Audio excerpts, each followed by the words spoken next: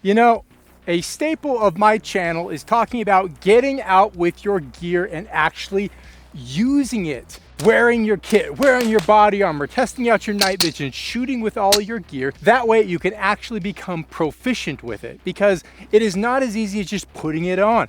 But the thing is, a lot of people comment about how they don't have an area where they can go and do that. Perhaps they live in a city, or they're in an area that just doesn't allow that. Now, here's the thing, I get that, but there are ways around that, but it does take a little bit of work for you that we can get out there and actually use your gear. For a lot of people, the only option that they have is to go to their local gun range, and most places have some pretty tough rules when it comes to how they can actually train at these gun ranges. Only one shot a second, you can't draw from a holster, things like that. And to an extent, I understand these rules because there's a lot of new people that go in there, and there's a lot of people, and I've had some scary experiences at the gun range myself.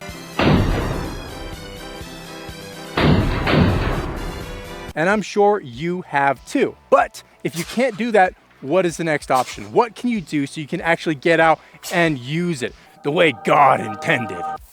So here's the advice that I give to everybody within the comment section. What are you doing?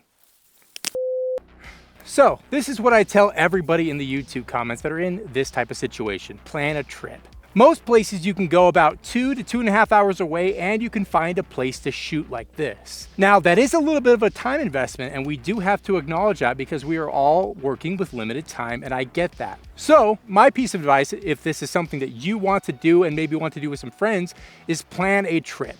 Go out on a weekend with your group and spend the entire weekend working on these skills, shooting on the move, things like that. Make sure you've got some good solid targets. That way, the drive that you do is going to be worthwhile, because if you drive out there and you only get an hour or two of training in, it might not be worth that drive. But if you can spend an entire weekend working on those skills, you can do a lot of great work. And I'll tell you what, there's a lot of people that live in places just like this, and they don't even get out once a year to practice these skills. So if this is something that you want to do and you can only justify once or twice a year, totally worth it. Now, of course, something to keep in mind is to make sure that you are following the local laws. If you are crossing state lines, make sure that you can do that with your guns. Make sure they allow those types of firearms in there. This isn't really legal advice, but I do want you to be aware. That way you don't get into any sort of trouble. Pair this with maybe some orienteering skills. Stop acting like you know the way ahead, man. We're lost. Maybe water purification and things like that. And you can get a really, really solid training session in, which I think those skills are absolutely something that you should practice. As far as some of the materials that you will need, I highly suggest that you invest in solid targets. You can get target stands off of Amazon for maybe 25 bucks, and then pair that with some 1x2s. That way you can go and shoot stand-up targets.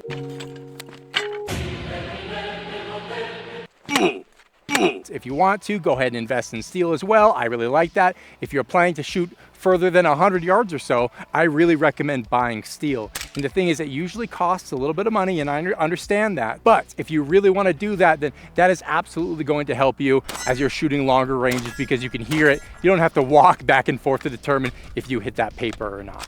Finally, buy some bulk ammo. Go in with your friends and buy a couple thousand rounds for you and yourselves. That way you can all share in the savings, and buying in bulk is always a lot cheaper. Don't go to your gun store and buy 50, 60 rounds. Give yourself a couple thousand rounds of mixed ammo. That way you can actually go and make that trip worth it, and you're not gonna blow through your ammo in 2 hours. I need more bullets.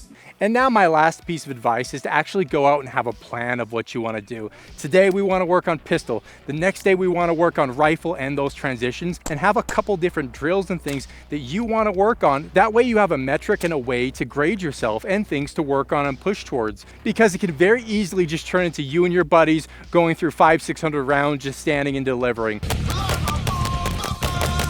That's fun and all, I'm all for that, but if you're going there for actual training and you really want to get the best bang for your buck, then go out there with a plan, because it is going to be a lot easier, and you don't have to try to come up with them on the fly or without internet access if you're in the middle of nowhere, kind of like this.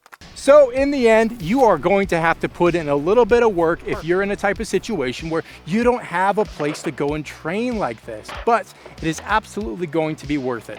And I highly encourage everybody, if you're going to own firearms, if you're going to own guns and gear, to actually get out there and use it. Because, as I always say, if you ain't LARPing, you ain't training.